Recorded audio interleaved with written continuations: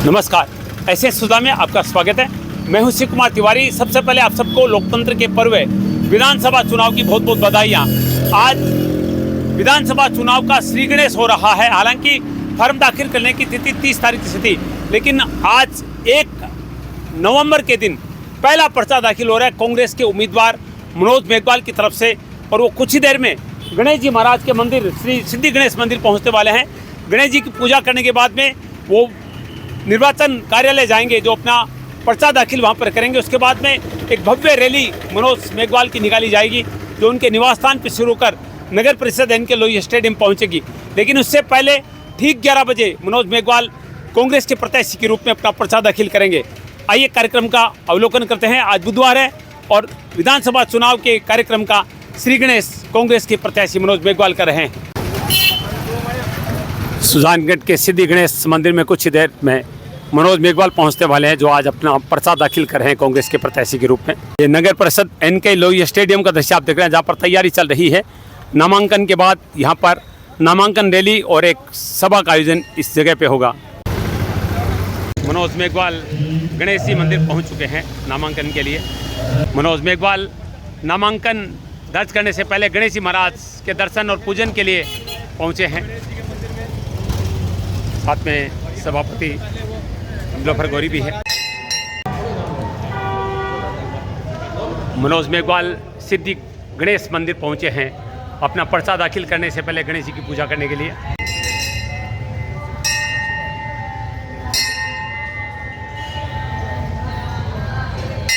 पंडित जी तिलकार्चन करके आशीर्वाद देते हुए विधानसभा चुनाव 2023 के अंतर्गत सुजानगढ़ मिनी जिले में पहला पर्चा दाखिल कर रहे हैं मनोज मेघवाल। ये देखिए आशीर्वाद दिया जा रहा है श्रीफल के रूप में।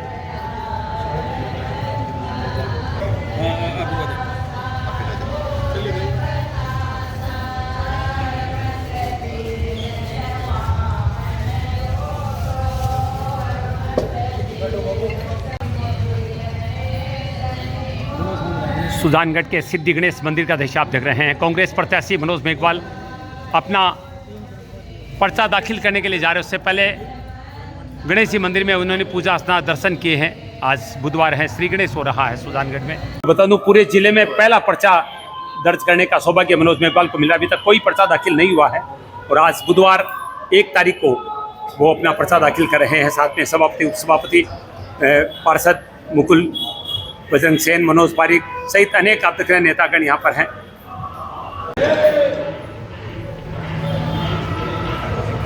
दोस्तों, मैं इसमें उपखंड कार्यालय का दृश्य दिखा रहा हूँ, जिसको हम निर्वाचन कार्यालय भी कह सकते हैं, क्योंकि विधानसभा चुनाव में तमाम गतिविधियां यहाँ पर यहीं से संचालित होने वाली हैं और आज से यहाँ पर पर्चे दाखिल होने लगे हैं। वैसे 30 तारीख से डेट थी, लेकिन जिले का पहला पर्चा सुजानगढ़ विधानसभा क्षेत्र से कांग्रेस के प्रत्याशी मनोज मेघवाल करने के लिए आ रहे हैं। और आप देख रहे हैं यहाँ पर पुलिस ने इंतजामात किए हुए हैं, क्योंकि जो प्रत्याशी उसके अलावा 4 लोग यानी 5 लोग ही निर्वाचन कार्यालय में जा सकते हैं।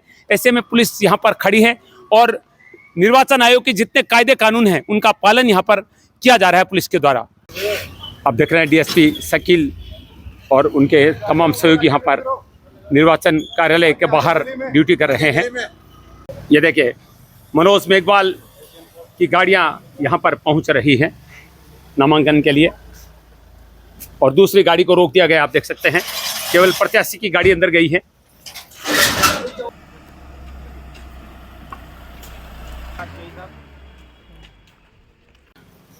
उपखंड अधिकारी, उपखंड मजिस्ट्रेट कार्यालय में मनोज पहुंच चुके हैं। कांग्रेस प्रत्याशी मनोज मेघवाल निर्वाचन अधिकारी डेस्क के सामने पहुंच चुके हैं।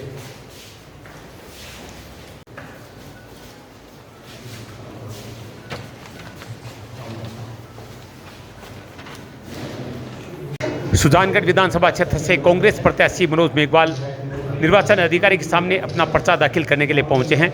निर्वाचन अधिकारी कार्यालय का दृश्य आप देख रहे हैं।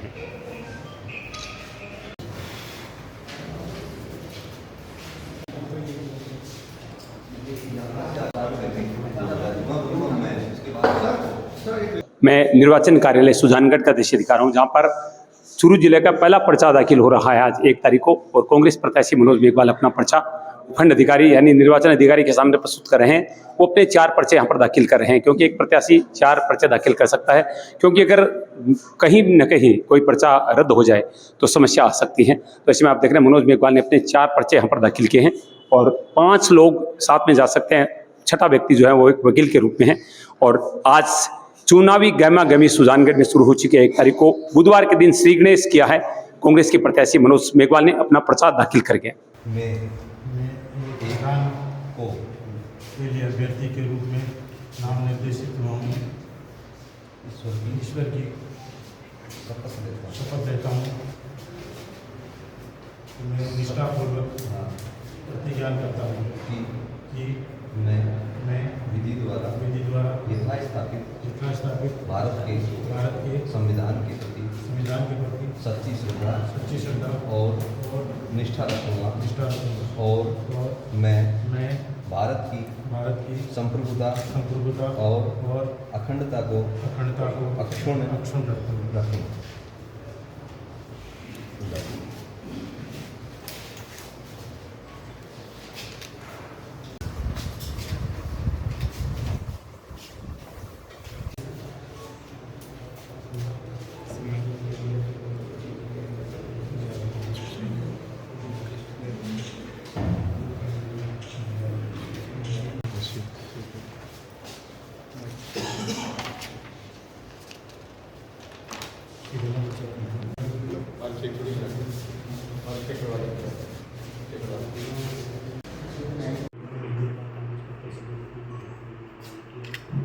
लोकतंत्र के पर्व का शानदार आगाज, शानदार श्री गणेश बुधवार के दिन चूरू जिले में पहला पर्चा दाखिल किया है कांग्रेस प्रत्याशी मनोज मेघवाल में, जो वर्तमान में भी विधायक हैं और निश्चित रूप से एक परंपरा से हटकर कार्य की है। अक्सर हम देख रहे हैं कि कोई व्यक्ति नामांकन दर्ज करता है तो एक बड़ी रैली करता है और उसके बाद में गाजे बाजे के साथ नामांकन कार्यालय पहुंच के नामांकन दर्ज करता है, लेकिन मनोज मेघवाल ने बिल्कुल उल्टा किया है। उन्होंने पहले गणेश जी महाराज के दर्शन किए, दर्शन करने के बाद में नामांकन कार्यालय में आकर निर्वाचन अधिकारी के सामने अपना पर्चा दाखिल किया। रैली होगी लेकिन इसके बाद में होगी, सभा भी होगी लेकिन नामांकन के बाद में होगी। आइए बातचीत करते हैं कांग्रेस प्रत्याशी मनोज मेघवाल से। बहुत बहुत स्वागत, बहुत बहुत बधाइयां लोकतंत्र के पर्व की। क्या कहना चाहेंगे? गणेश जी महाराज का आशीर्वाद लिया सबसे पहले और आपने नामांकन दर्ज किया है। धन्यवाद जी। बिल्कुल 11 बजे आज 11:05 में नामांकन दाखिल किया है। जनता की भावना के अनुरूप पार्टी के निर्देश पर चुनाव मैदान में पार्टी ने उतारा है, तो हम आए हैं यहाँ 5 व्यक्तियों के साथ। आप देख रहे हैं क्योंकि चुनाव आयोग की गाइडलाइन है, उस गाइडलाइन की पूर्ण पालना करते हुए हम लोग बड़ी शांति के साथ हमने फार्म भरा और जो पार्टी का प्रचार है, जो हमारा प्रचार है, वो भी बड़े जोश खरोश से अब होने वाला है। अब जो ही हम निकलेंगे बाहर, हमारी एक सभा है और उस सभा में पूरे सुजानगढ़ विधानसभा क्षेत्र के कोने कोने से लोग आएंगे, आशीर्वाद प्रदान करेंगे और जो जोश और उमंग वो देखने का है वो कुछ ही देर में आपको देखने को मिलेगा। जहाँ पूरी तरह से चुनाव आयोग की भावना उसके अनुरूप हम लोगों ने काम किया है। उनके निर्देश हैं कि 5 लोगों के साथ नामांकन करना है, तो हम बिल्कुल 5 लोगों के साथ नामांकन कर रहे हैं, शांति के साथ नामांकन कर रहे हैं और जो जोश खरोश और वो है वो जनता के बीच जाएंगे, जनता की भावना के अनुरूप चुनाव लड़ रहे हैं, जनता के मुद्दे विधानसभा में उठाएं, जनता की आवाज़ बनकर जयपुर में उठाइए और आज फिर जनता के बीच में है और जनता जरूर आशीर्वाद देगी इस चुनाव में। कुछ हटकर लग रहा है क्योंकि पहले लोग रैली करते हैं, रैली के साथ गाजे बाजे से आते हैं, फिर नामांकन दर्ज करते हैं, लेकिन आपने ये काम बाद में क्यों किया? पहले आपने शांतिपूर्ण से गणेश जी की पूजा करके ये पर्चा दाखिल किया, ये प्रेरणा कैसे मिली आपको? देखिए, चुनाव आयोग में साफ निर्देश हैं कि 5 से ज़्यादा आदमी किसी प्रत्यक्ष आदमी, अगर भीड़ भाड़ आएगी तो उनको रोकना मुश्किल होगा, व्यवस्था बिगड़ेगी। हम नहीं चाहते कि व्यवस्था बिगड़े, हम नहीं चाहते कि चुनाव आयोग के जो निर्देश है उनकी धज्जियां कोई उड़ाए। कम से कम हमारे जो राहुल जी का संदेश है, हमारी पार्टी का संदेश, हम उसके अनुरूप हम काम कर रहे हैं। बाकी चुनाव प्रचार होगा वो प्रचार के हिसाब से होगा, क्योंकि चुनाव प्रचार यहाँ सरकारी कार्यालय में नहीं होना है, वो जनता के बीच में होना है। उसके लिए हम गली मोहल्ले, सड़क तक, गाँव ढाणी तक जाएंगे और घर घर तक हमारे कार्यकर्ता जाएंगे और निश्चित ही जनता आशीर्वाद देगी। अच्छा, आप हर बार ये कहते हैं कि मैं अपने कार्यों के बल पे जो है वो चुनाव लड़ रहा हूँ। आज चूंकि आपने अभी गणेश जी महाराज की पूजा की, उसके बाद में यहाँ पर अपना पर्चा दाखिल किया, तो क्या एक संकल्प है, क्या जज्बा है अपने विधानसभा क्षेत्र के लिए? देखिए, पहले तो देवता है, उनकी आशीर्वाद जरूरी है। घर से आशीर्वाद लेके देव जो हमारे संस्कृति का, हमारे हिंदू रीति से उसके अनुरूप मंदिर में मत्था टेक कर उनसे आशीर्वाद लेके यहाँ एसडीएम ऑफिस में हम लोग आए, हमारा नामांकन भरा है। और उसके बाद जो काम की जैसे बात की, बिल्कुल हम तो कहते हैं कि अगर हमने 2 साल में काम किए हैं, हमारी सरकार में 5 साल में काम किए हैं, 5 साल मुख्यमंत्री जी की जो सरकार चली है और राजस्थान में जो काम हुआ है और उसके तहत सुजानगढ़ में जो सरकार ने काम किया है और सुजानगढ़ में हम लोगों ने जो 5 साल में काम किए हैं, अगर इन 5 सालों को आप देखोगे, अगर आप एक बार तुलना करो और कहीं कमी मिल जाए तो उसके बाद आप बता देना। बाकी बिल्कुल हम तो ये करें कि अगर हमने काम किया है तो आप वोट दीजिए। हम हमारे काम के दम पर इस चुनाव में जा रहे हैं।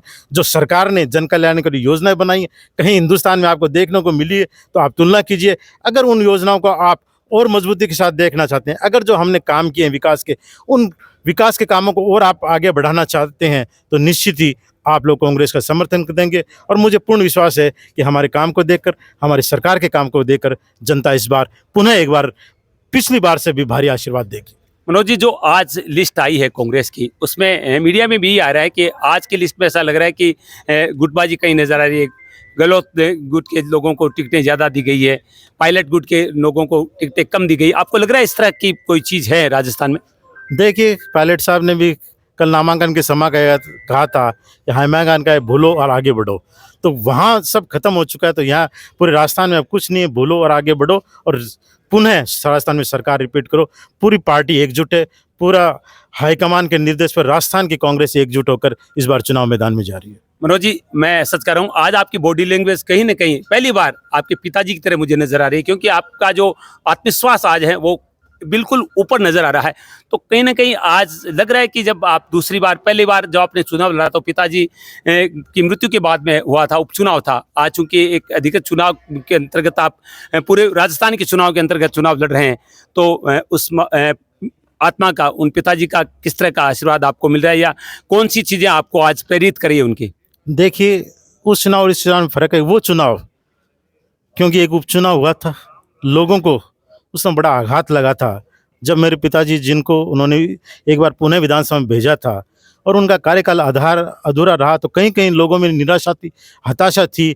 और उस समय लोगों ने मुझ पर विश्वास जता के मुझे यहाँ चुनाव मैदान में उतारा था। विश्वास भी था, कहीं ना कहीं सहानुभूति भी थी, लेकिन आज अपने बल पर आप चुनाव लड़ रहे हैं। ये चुनाव जो हम लोगों ने पिछले 2 साल में मेहनत की है, इस 2-2.5 साल के कार्यकाल में जो जनता के हम लोगों ने काम किए हैं, जो विकास के काम पूरे क्षेत्र में कराए हैं और जो सरकार ने काम कराया है, उसके बल पर हम कह सकते हैं कि लोगों के मन में है कि सरकार दोबारा रिपीट करनी चाहिए।